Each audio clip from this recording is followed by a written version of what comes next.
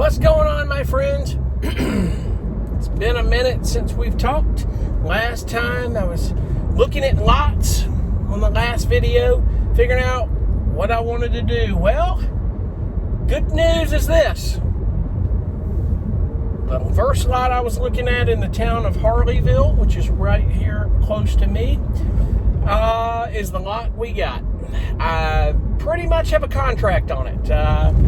We threw an offer yesterday and they countered offered on it, and I'm going with it. So we got, as far as I know, a contract on it. So it's a little over half an acre right there in the town of Harleyville. It's pretty cool. There's not a lot of restrictions at all. What I do is I'm going to get the property staked, everything cleaned and graded, and I got plans. I can map this out how I want to do this. I think it's cool. I will more than likely, I will get water and power to the property. I'm going to get a box that's got a 50, 30, and a 20 amp box. I'm going to get a meter. We're going to get all it set. Because what I'm going to do is one of two things. I know I'm going to put a tiny home on that, in the back corner of that lot. It's going to be really cool. Maybe 500-600 square feet. It'll be really cool. And then to the other side, I'll have a carport, but I'm thinking about, before I build that home, maybe getting a concrete pad, because there'll be a driveway go around and an overhang. Gives me an option. I might can put an RV there, put power to it, and I can park that RV in my car and live in that. And there you have it. I can do both. I'm going to have to, more than likely, I'm going to have to find out from the town of Harleyville and the county what we can and can't do. There's no limitations on that property. Because, I mean, across the street, there's a lot. They have a mobile home and manufactured housing. They have homes that are nice behind me. So it's kind of a mixed demographic of houses. And that's okay. It looks like it's quiet. It's so quiet. There's good people around there. So I think we're good on that deal. I'm going to have to, I got good old Clancy. I love that guy. He's one of my best friends in the whole world. I love him.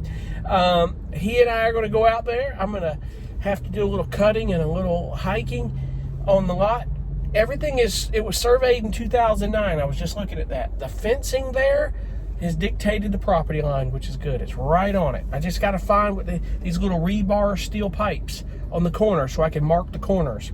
And we got to do the corners of the property, and I've got to mark all that, and I'm going to have to probably tape it, get some yellow tape. So when the guy that comes out to clear it sees the barrier of the property, it's almost a perfect square. It kind of goes to an angle. It's actually pretty cool. So, and another good thing, and I've talked about this before, is that I don't have to worry about serious issues with getting a septic tank. The sewage is already there. There was a house prior. It's going to cost me about $1,200 to get the sewer and water and everything to the property.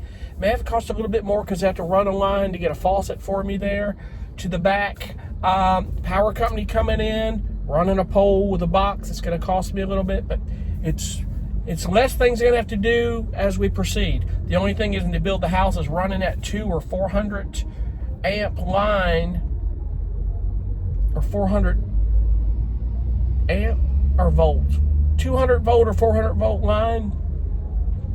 They're proportional, but to the house that's built or something. So there'll be two different things, but there'll be 1 meter off of that one line. The only difference is if you were to build a second house in front of it, above what I'm gonna put in there, which that would be considered a guest house, there would have to be 2 meters under one account. They can't run off that 1 meter. As far as I know, they can't do it. But water will be what it is. It'll be 1 water meter. I'll have to have it to where it's locked up and the property is secured. Make sure no one's messing around on it. That's all to do in due time. But anyway, that's where we're at with this. I had to do something, man. The real estate is going crazy around here. And it's moving that way. It's already about 6 or 7 miles in front of me, and about 6 or 7 miles, I think it's east of me, northeast of me, developments are coming in, and it's inflating. So, being that there wasn't much for sale by way of lots and land that was affordable, you better get it while you can. That's all I got to say about it. But I like the idea that I'm going to be able to just have my own not have to worry about HOA. Oh, I've been with the HOA politics. I know what that's all about. There's nothing wrong with an HOA. I think it's good. It preserves the integrity of the property value and in that situation. But my property value and the way I care for it and how I set it up in my own lot will be just as well and fine as well. What's going to happen is that people are going to see me move in there and build and things, and it's going to start a trend. Next door to me, there's an old house that's abandoned. I do believe that somebody will come in and tear that down and buy that. There's a few lots to the other side of that. I told Clancy, because they were looking for lots, y'all need to go check that out and see if these guys want to sell. I really think that it's a good spot to put something that's close to a lot of things. The interstate is like right there. I can jump on and shoot back into Charleston and Summerville in no time. It's like 10 minutes from Summerville from here, 15 minutes. So it's pretty cool. I'm good with that. I really am. So anyway, that's where that stands. And next step to the next adventure is upon us. So that's pretty cool. I like that.